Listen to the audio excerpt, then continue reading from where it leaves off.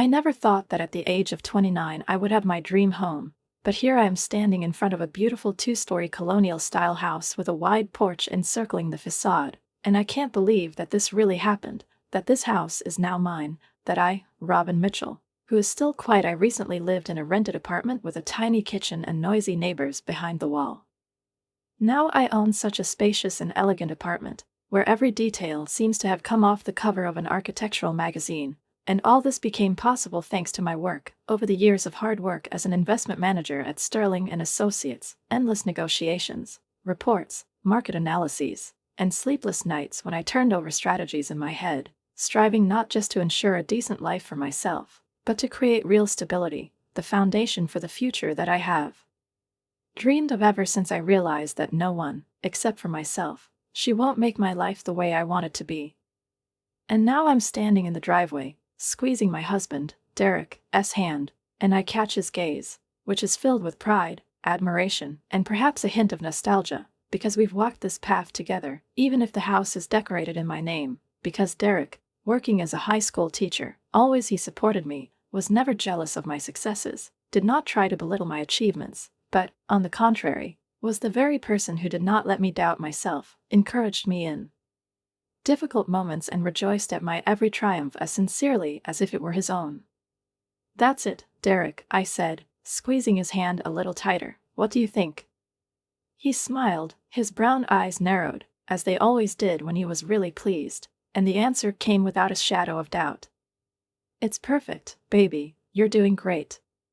That's what I loved about Derek. He never perceived my success as a threat, did not try to compete or dominate, but accepted my achievements as part of our common life, because we had always been a team, and when I first told him that I wanted to buy a house with my own money, that I wanted him to it was registered in my name, he just nodded and said, "You deserve it, and I'll keep saving for college for our future children." I remember hugging him that day, feeling incredibly grateful that I had him, that I didn't have to fight for the right to be myself in our relationship, because too many women around me told me how their husbands couldn't accept that their wives earn more, how they felt violated, demanded joint solutions where the solutions were quite obvious, how they turned the union into a power struggle, while Derek never doubted that we were on the same side, and his calm confidence in this only made me stronger. The day we finally moved in, I couldn't stop smiling as I walked through the rooms, touching the walls, imagining how we would arrange each space, how we would hang shelves with books in the study, how we would decorate the living room in warm colors so that it would be cozy and inviting for long conversations with friends, how we would plant in the garden flowers in a small vegetable garden, because I always wanted to go out into the backyard and pick fresh herbs for dinner. The house was perfect, for spacious bedrooms, 3 bathrooms, a large kitchen, which I always dreamed of, and a bright dining room with windows overlooking the garden, and I made sure that our mortgage payment was comfortable for both of us, because, as an investment manager, I perfectly understood how important it is to live within your means, without overburdening yourself with financial obligations, but leaving space for life, for travel, for unexpected joys that cannot be planned in advance. "Do you know what we should do?" Derek said, as we unpacked the boxes in the kitchen, tired but happy. "We should have dinner with my parents this weekend. They will definitely want to see photos of the house." "That's a great idea," I agreed, carefully unwrapping our wedding photo, which we brought back from China, where we spent an unforgettable honeymoon. "And we need to visit my family too." Later that evening, as we sat on our new porch swing, watching the sun sink below the horizon, turning the sky a warm golden pink, I thought about how wonderful everything was, how every element of our lives had taken its place, how endless possibilities lay before us, because that now we had not just a home, but a place where we could build a future, where we could dream, laugh, receive guests, where someday children's laughter would sound, and this thought filled me with joy, calmness and quiet confidence that everything was just beginning. That night, lying in bed next to Derek, listening to his steady breathing, I felt peaceful, feeling with every cell that I was where I should be, that my dream had become a reality, that we had years of happiness ahead of us that we would share with each other. The first dinner with Derek's parents was supposed to be a simple, warm celebration of our new home. Martha and George have always been kind to me, from the very beginning of our acquaintance. They treated me as if I were already part of their family, as if they knew from the very beginning that Derek and I would be together, and it was nice to know that they shared our joy, that they were sincerely happy for us. They lived in a cozy ranch-style house on the other side of town, and Martha cooked her famous roast for the occasion, and I was looking forward to this dinner with excitement, not even suspecting that this evening would change everything. "So tell us all about the house," Martha exclaimed, handing me a bowl of mashed potatoes, her gray hair, gathered in a familiar knot, slightly disheveled, and genuine excitement sparkled in her eyes, as if this house was her own, as if she, too, had invested years of dreams, plans, and work in it. I took a deep breath to start telling him how I'd chosen him, how I'd looked through dozens of ads, calculated mortgage interest, thought through every little detail to make sure we could afford it without unnecessary financial worries. But before I could say a word, Derek spoke first.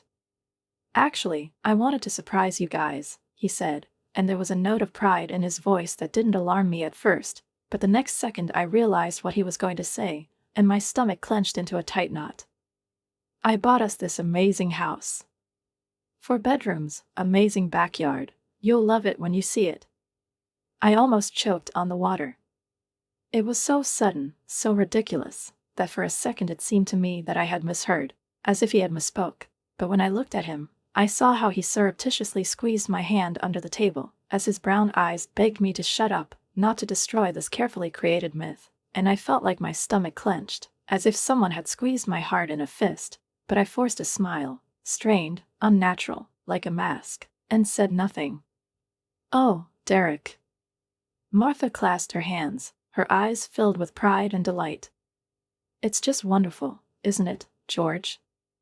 "Wonderful, just wonderful," George confirmed with a beaming smile, looking proudly at his son, as if this was not an adult man in front of him, but the same boy who brought home A's in childhood, received awards for success in sports, justified all parental expectations. Expectations. "I always knew you'd succeed, son." He turned to me, and there was that patronizing approval in his voice that I so often heard from the older generation of men who didn't know how to treat women like me. "You found yourself a generous husband, Robin," he said, nodding approvingly. "Not many young people nowadays can afford to buy a house like this." I nodded mechanically, moving my fork around my plate, even though the stew, which had been tempting with its aroma a few minutes ago, now lay like a heavy weight in my stomach. The rest of the dinner flew by in a blur of lies. Derek enthusiastically told me how long he had saved for the initial payment, how carefully he calculated the budget, how he managed to invest the money so wisely, and his parents nodded, admired his financial responsibility, his foresight, and I sat there, as if in some strange alternate reality where everything was turned upside down. And no one but me noticed it. The drive home was quiet. The silence hung between us, strained, palpable, but I remained silent until we pulled into the driveway, my driveway, which was bought with my money. "What the hell was that?" I asked as soon as we got inside, and my voice sounded flat, but there was tension in it, ready to snap like a taut string. Derek ran his hands through his dark hair, a familiar nervous movement that I noticed early in our relationship when he found himself in a situation he didn't know how to get out of. "I'm sorry, Robin," he said finally, his voice quieter, almost apologetic. "You know, my father, he's old school. He will never understand that a man lives in a house that his wife bought. It's going to kill him. And my reputation." I froze, staring at him in disbelief. "Your reputation?" I repeated slowly, trying to process what he had just said. "Please, Robin," he stepped closer, his voice pleading. "Is it really that important? Let's just let people think that I bought a house. It won't hurt anyone, it's simple, makes life easier for everyone." I shook my head, trying to deal with the avalanche of thoughts that flooded into my mind. It all seemed so childish, so ridiculous, so petty. But when I looked at his face, at that desperate look in his eyes, I didn't have the heart to continue arguing. "Okay," I breathed, feeling exhausted. "Whatever makes you happy." A week later, we were sitting in my parents' living room, and history repeated itself. Mom and Dad, beaming with pride, my younger sister Emma, who came to visit from her apartment in the city center. Emma and I have always been close, despite the fact that we were as different as day and night. I was practical, single-minded, chose the financial sphere and followed a clearly defined path, while she, freedom-loving and impetuous, jumped from job to job in search of herself, gave up stability in everything that, in her opinion, it limited freedom. And now, when Derek proudly announced, "We bought a house." And then, after a theatrical pause, he added, "Well, I really wanted to give Robin the home she deserves." I watched my parents beaming, congratulating him, and seeing sincere admiration in their eyes, but my attention was focused on Emma. She smiled and congratulated us, but I knew my sister too well not to notice the flash of emotion in her eyes. It wasn't just jealousy, it was something deeper, something like disappointment, bitterness, barely perceptible envy. She always dreamed of the perfect home, the perfect life, the stability she talked about so often, pretending she didn't need it. And now I was living her dream. Or at least that's what she thought. 2 weeks after the family dinners, which left me with a strange feeling of unreality, I decided to throw a housewarming party, hoping that the company of friends, laughter, and a festive atmosphere would dispel the remnants of tension that have not left me since. I spent several days preparing, carefully arranging new furniture, hanging the works of art that Derek and I had chosen together, polishing the wooden surfaces to a high gloss and making sure that every room looked perfect, so that every detail in the house reflected the very dream that I had cherished for many years. As the guests began to arrive, the house was filled with the aromas of snacks, the clink of glasses, and the overlapping voices that created that special cacophony that only happens at truly successful parties, when people feel comfortable, laugh, exchange stories, and rejoice for each other as if it were their own housewarming party. I poured myself more wine, feeling pleasantly relaxed, but at that moment Derek, clearly inspired by the attention, raised his glass and loudly announced, "Friends, let me give you a grand tour of our house. Wait until you see what I've chosen for the main bathroom." I almost snorted into my glass. The main bathroom he was so proud of. The one where I chose every tile, thought through every detail, starting with the comfortable built-in cupboards and ending with that trendy rain shower head that he loved now. But here he stands in front of a group of guests, leading them from room to room, talking with inspiration about his vision of the house, how he carefully selected furniture, how he thought over color schemes, and how hard he worked to afford it all.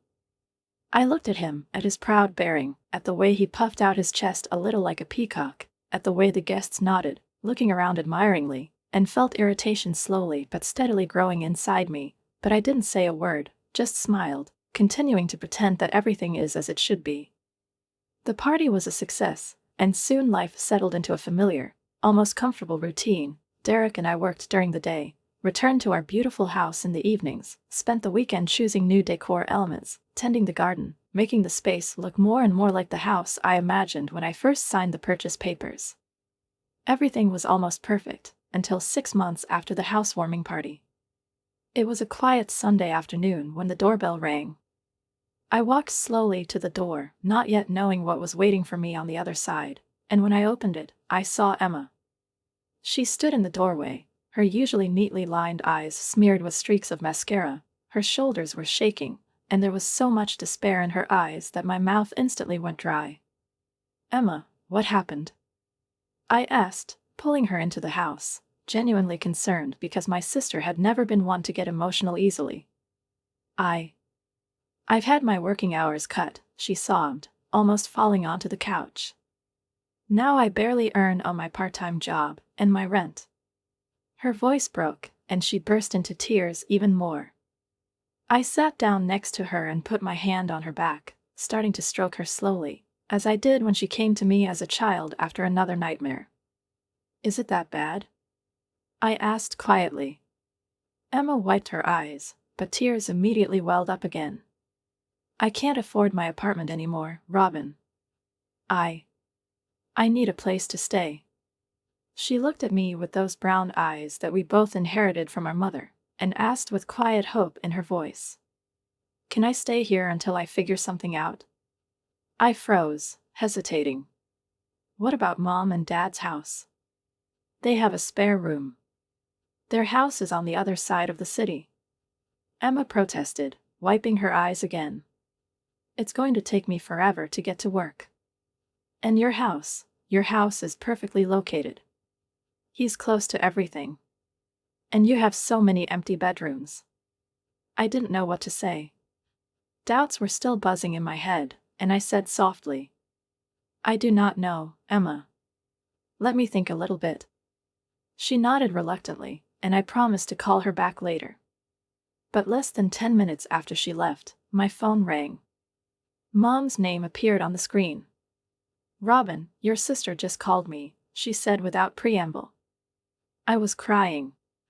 I gripped the phone tighter. She said she was in trouble. You have to let her stay with you. She's a family. I closed my eyes, stifling a sigh, but I didn't say anything, because I knew it was useless to argue with my mom. I discussed it with Derek over dinner that night. Emma needs to stay somewhere, I said, shifting the pasta around my plate, not knowing how he would react. She has difficult things at work, and she wants to stay with us. I expected hesitation, questions, and annoyance, but to my surprise, Derek immediately smiled. Of course. We have a room, and she's a family. It will be fun with her. I looked at him in amazement. Derek always got along well with Emma, but his enthusiasm seemed unexpected to me. A few days later, Emma moved in.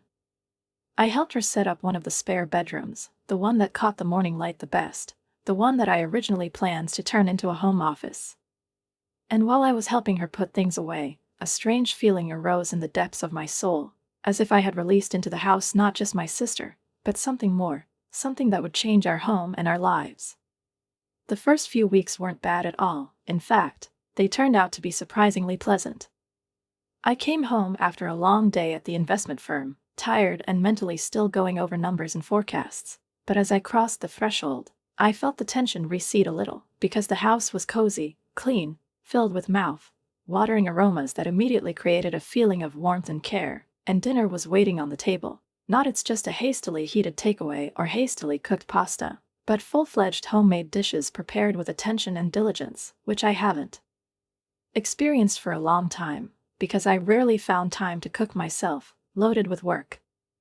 Emma seemed to genuinely enjoy being able to help. She got up before us, cleaned, did the laundry, organized the space so that everything was always in its place, and despite my doubts, her presence in the house began to seem almost natural, as if she had always lived with us. But then everything started to change. At first, it was small things, so insignificant that I didn't immediately pay attention to them myself, wondering if I was imagining a problem for myself where there wasn't one. Here's your coffee, Derek, Emma said one morning, setting a mug of strong black coffee with a slight hint of sugar in front of him, just the way he liked it. Robin always makes it too sweet, doesn't he? I was sitting across from her, holding my cup in my hands, and although her words came out with a slight smile, without a trace of aggression, I felt a pang of annoyance, because I didn't remember Derek ever complaining about my coffee, and I didn't like it all that my sister now seemed to know his tastes better. Then there were other comments, in passing, as if insignificant, but each time they clung to something inside me, causing the feeling that I was imperceptibly, step by step, losing my place in this house. I noticed that your shirts were always wrinkled before, Derek, Emma said one day, folding the neatly ironed linen. A little extra care makes all the difference, don't you think? I tried to ignore it, telling myself that she was just trying to be helpful, but these constant comparisons, these light, almost imperceptible remarks began to accumulate, causing dull irritation. And one evening, when, after a particularly exhausting day, I heard Emma say with a slight grin that she had finally put the kitchen in order, implying that it had been in chaos before, I couldn't stand it. I pulled her aside, trying to keep my voice level. Emma, can we talk? She looked at me with an innocent expression in her eyes. Of course, did something happen? I pressed my lips together, choosing my words. These comments. They make me uneasy. Emma laughed, waving her hand dismissively. Oh, my God, Robin, you're so sensitive. I'm just kidding. Are you jealous of your little sister because she's better at household chores? Her voice sounded cheerful, but something in it made me tense, but I kept silent, deciding not to inflame the conflict. But it wasn't just the comments. 2 weeks later, I returned from work and froze in the kitchen doorway. Emma was standing at the stove in what could hardly be called clothes, a thin, almost transparent tank top and tiny shorts that revealed much more than they should. Derek was sitting at the counter with his laptop open in front of him, but I could clearly see his gaze rising from the screen every now and then. I felt anger bubbling up inside me. "Emma," I hissed, pulling her toward the hallway. "What the hell are you wearing?" She looked at me with an innocent smile. "It's hot in here," she said with a shrug, but her eyes said something else entirely. "Go change your clothes." Emma rolled her eyes, but obeyed, disappearing into her room, and soon returned in her usual home clothes. Later that evening, as Derek and I were getting ready for bed, he suddenly brought up the issue. "Don't you think you were a little rude to Emma?" I turned to him, buttoning my nightgown. "Rude?" She was practically naked. Derek chuckled. "You're exaggerating. Besides, this is her house too." I froze. "What?" "Well, she lives here now," he shrugged, climbing into bed. His words hit me like a slap in the face. When did this happen? When did my house, the very house I bought, stop being mine? The next morning, at breakfast, I decided to talk to Emma directly. "Have you started looking for an apartment yet?" I asked, not wanting to delay this conversation any longer. Emma looked up at me, and her face immediately wrinkled into a pained expression. "Robin, I'm trying, but I'm barely making ends meet, given the reduced hours at work. Everything is so expensive." I opened my mouth to say something, but then Derek, without even looking up from the phone, suddenly intervened. "She doesn't need to move." I slowly turned to him. "What?" "We have a lot of space," he said calmly, sending a message to someone. "Anyway, it's great that she's here. The three of us work well together." I looked from my husband to my sister. Emma was sitting warming a mug in her hands, and there was a faint smile at the corners of her lips, which disappeared so quickly that I might have thought I was imagining it. But a wave of anxiety rose inside me, a chill ran down my spine, and for the first time in all this time I clearly realized that something was wrong here. The deal with Anderson was huge, potentially the biggest in my career, and when my boss told me that I needed to fly to Phoenix to meet with them in person, I immediately realized how important it was, how much this opportunity could change everything, strengthen my position in the company, bring not just a bonus, but it may be a chance to pay off a significant portion of the mortgage ahead of time, which means making your life even more stable and independent. "I'm going away for 3 days," I said at dinner, looking at Derek and Emma, who were sitting across from each other, exchanging some glances that I preferred not to decipher at that moment, too engrossed in thoughts about the upcoming negotiations. "This is an important meeting, probably the most important in my career, so I need to focus." "Sure, baby," Derek replied, smiling at me, "you'll do fine, as always." Emma smiled too, but strangely, as if she knew something I didn't. The negotiations in Phoenix went even better than I could have imagined. Mr. Anderson was not only impressed with my presentation, but literally accepted all the terms offered, without arranging any of those tedious arguments that I expected. It was rare. Success. "You have a great future ahead of you, Mrs. Mitchell," he said, shaking my hand at the end of the second day, when the documents were signed. "Sterling and Associates is lucky to have a specialist like you." I felt euphoria, that sweet wave of triumph that comes after a job well done. Inspired, I called the airline and managed to rebook a ticket for an earlier flight, anticipating how I would please Derek with this news, how we would open a bottle of wine, how he would hug me and tell me how proud he was of me. A taxi dropped me off at my house around 8 o'clock in the evening. The lights were on upstairs, and Derek's car was parked in the driveway. I smiled, imagining their surprise, how quietly I would come in, sneak up and suddenly announce, "I'm home." I carefully unlocked the door, trying not to make any noise, my heels tapping softly on the wooden floor. The house was warm, cozy, and at the same time, something was wrong. There were 2 wine glasses on the coffee table. A blouse was casually draped over the railing of the stairs. My chest tightened, and my breath caught in my throat for a second. I started up the stairs. My steps were light, almost noiseless, but with each new step, some indescribable feeling of anxiety grew inside me. Music was coming from above, not loud, but enough to drown out extraneous sounds. From our bedroom. I stopped in front of the door and listened. Quiet voices. I pushed the door open. Time stood still. I saw a scene that was forever imprinted in my brain, imprinted as clearly as if someone had carved it into granite.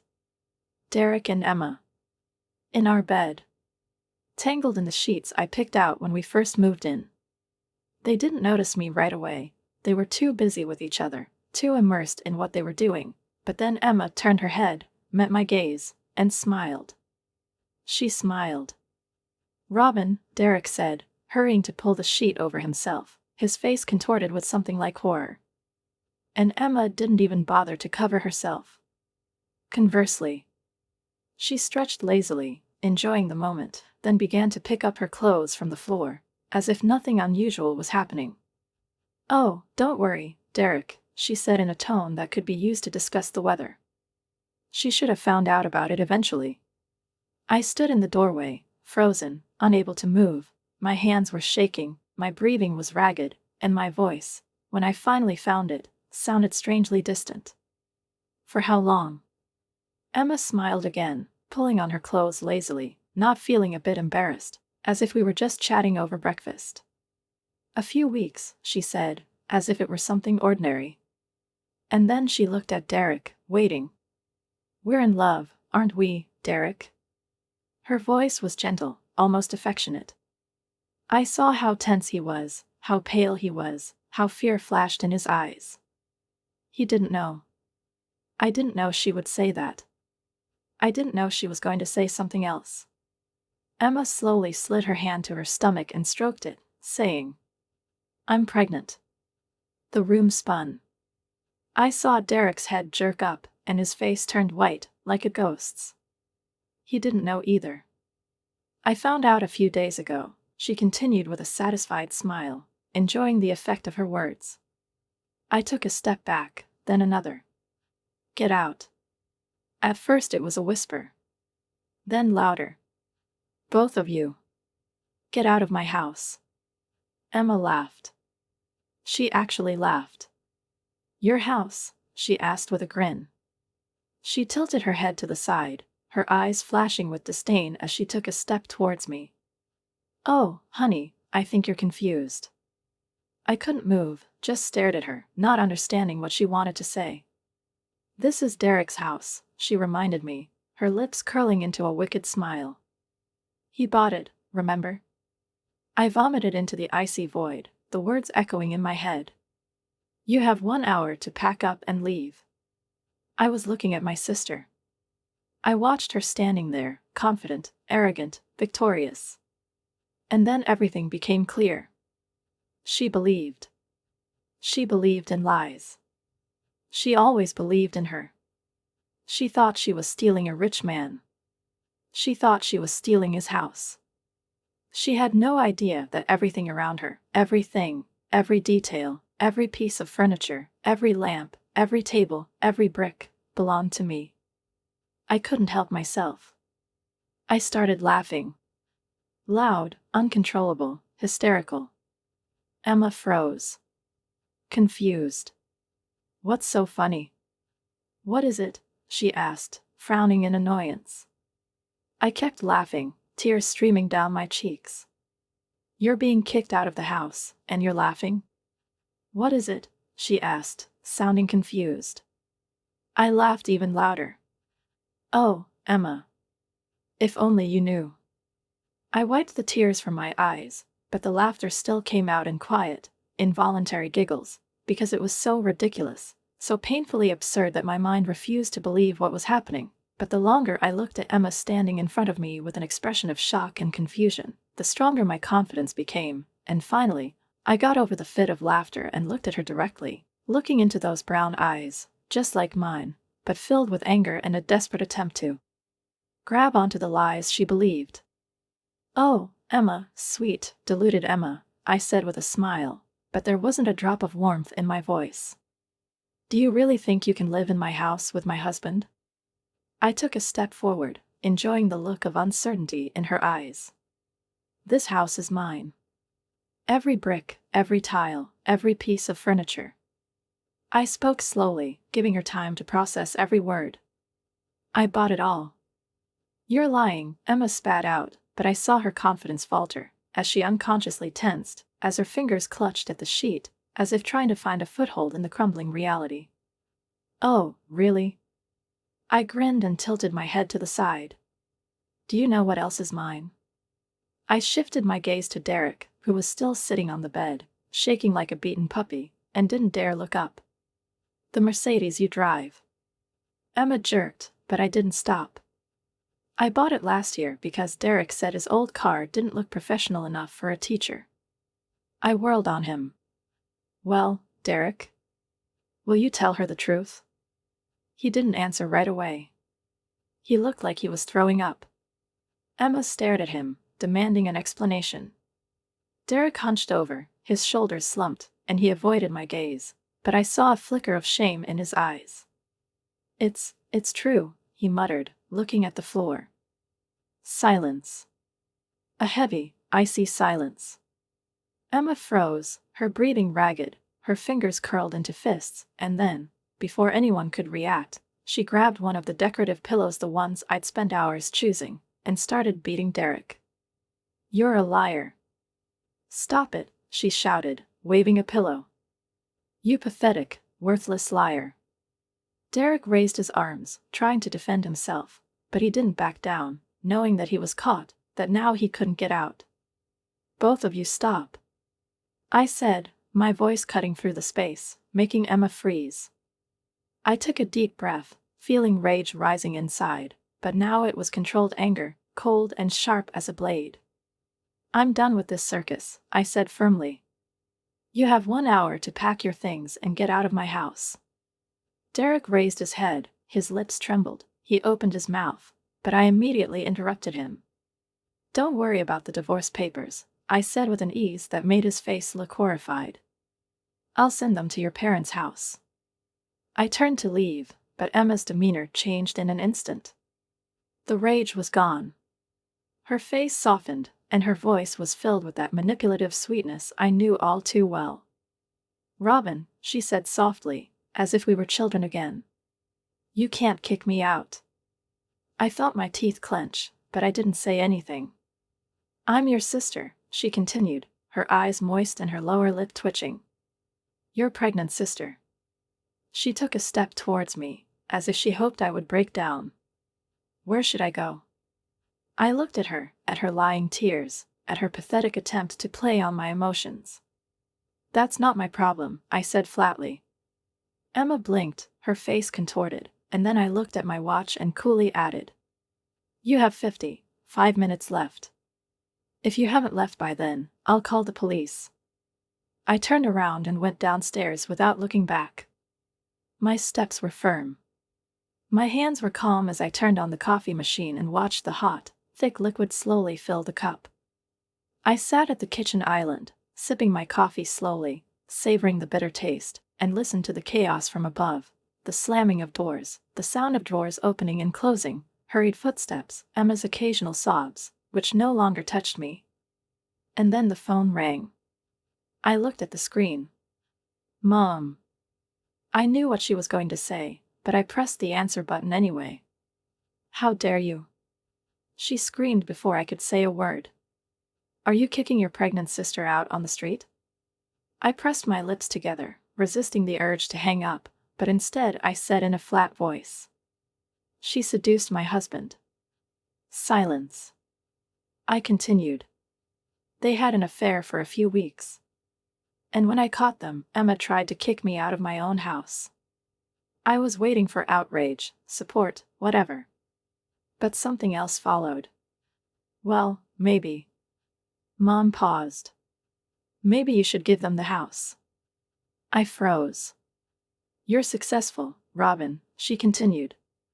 You can afford to rent an apartment. Emma is pregnant now, she needs stability.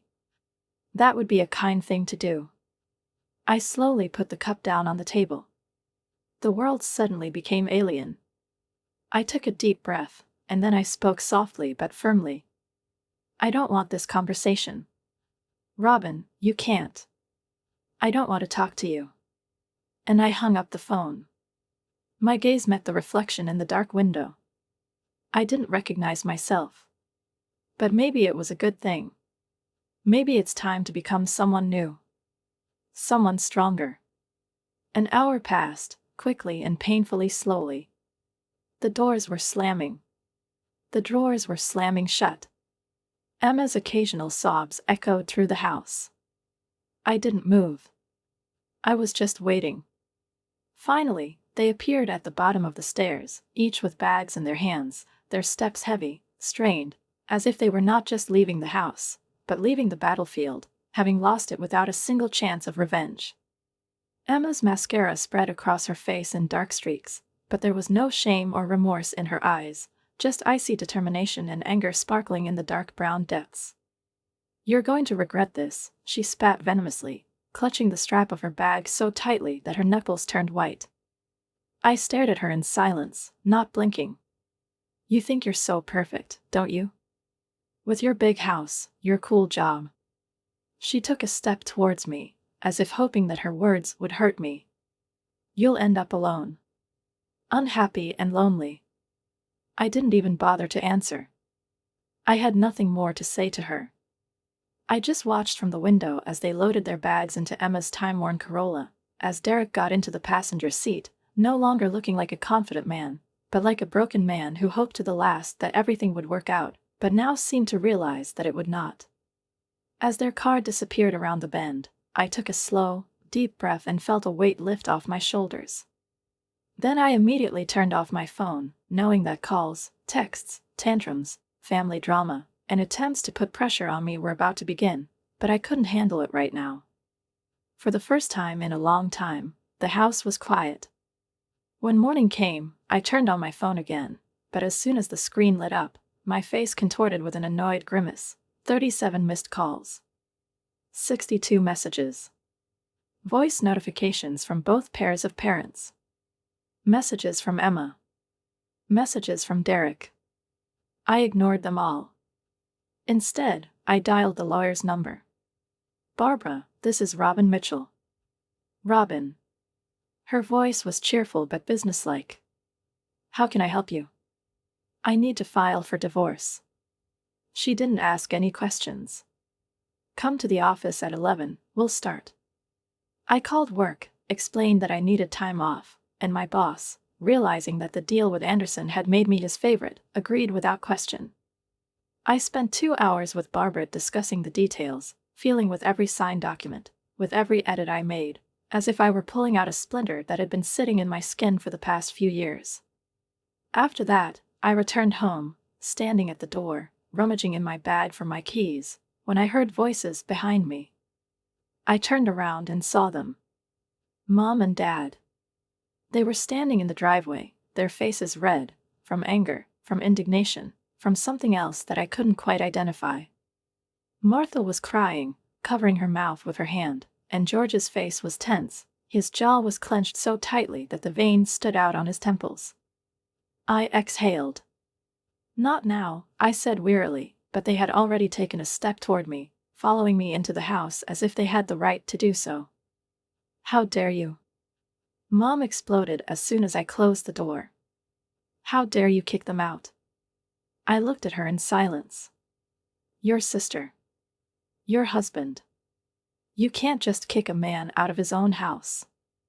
"The house he bought," George added, his voice as firm as a sentence.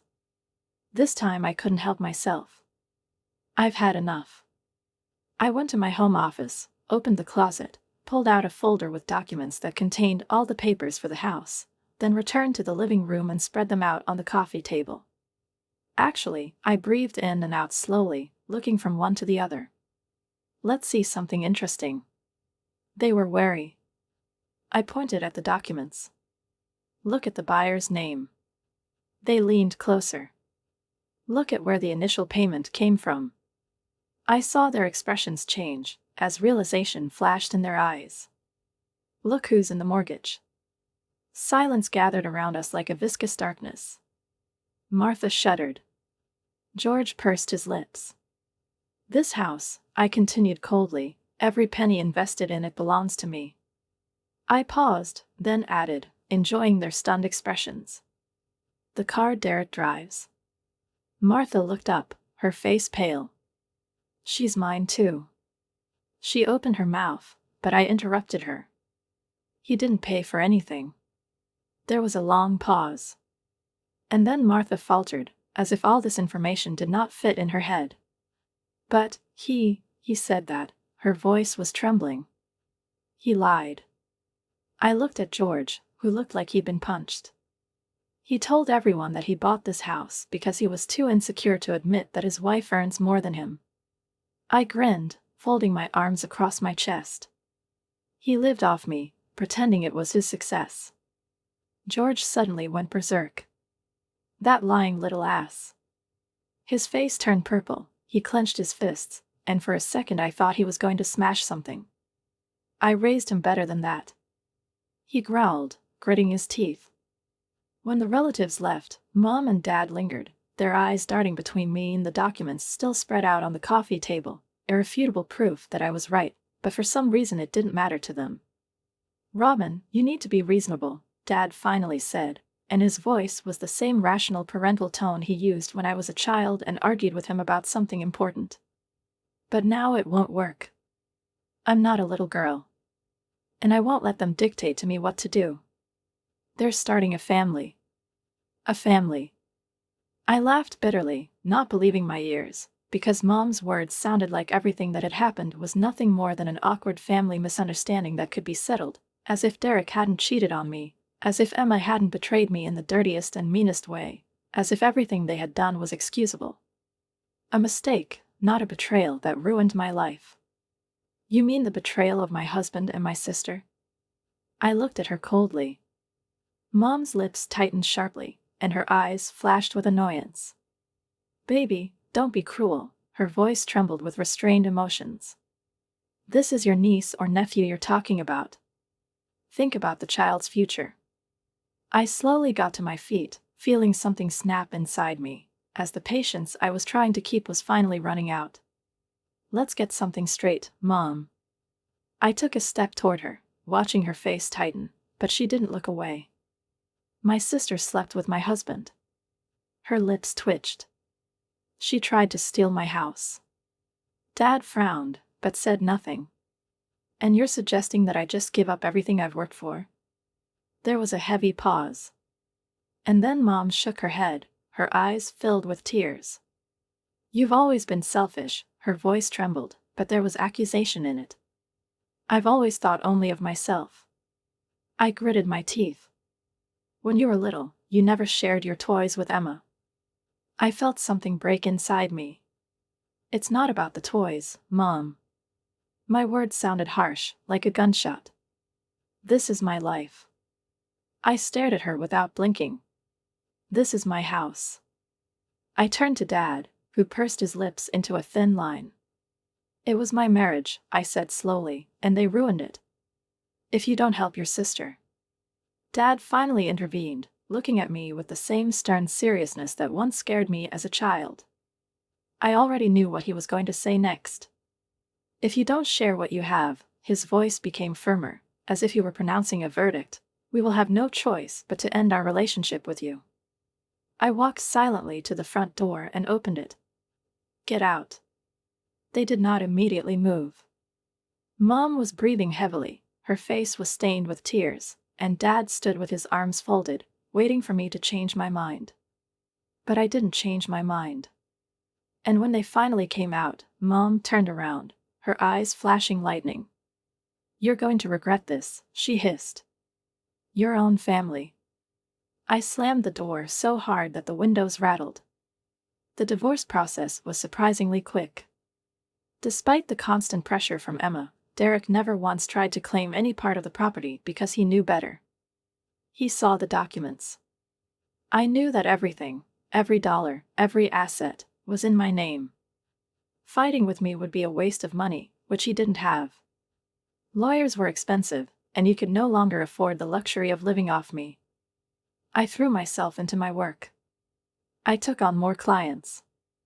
I've made even bigger deals. The contract with Anderson was just the beginning. I've redone the house, erasing every trace of their presence from it. New furniture. New paint. Everything is new. The master bedroom, the one I found them in, became my home office. I couldn't sleep there anyway. Through social media, before I blocked them all, I watched their story unfold. Like a bad soap opera. They got married in a modest ceremony at my parents' house. Emma posted endless updates about her pregnancy, playing the role of a beaming expectant mother. She never missed an opportunity to make herself look like a victim. About toxic family members. About the cruel sisters. About how she was abandoned while pregnant. But the latest update shared with me by a colleague, the one who was still subscribed to it, showed the real picture. She and Derek squeezed into my old childhood bedroom at my parents' house. The caption read, "Making the most of what we have while violent people live in luxury. But we have love, and that's the main thing." I closed the tab without even bothering to read the comments. Let them play happy family in the room with pink wallpaper, where I once slept in my bed with a teddy bear. Let my parents babysit them and pretend their precious Emma didn't do anything wrong. Let them all live in their bubble of delusion. What about me? I'm fine. Now my house is peacefully filled with only my belongings. My choice. My life. Sometimes silence is better than toxic company. And sometimes the family you were born into is not the family you need to keep.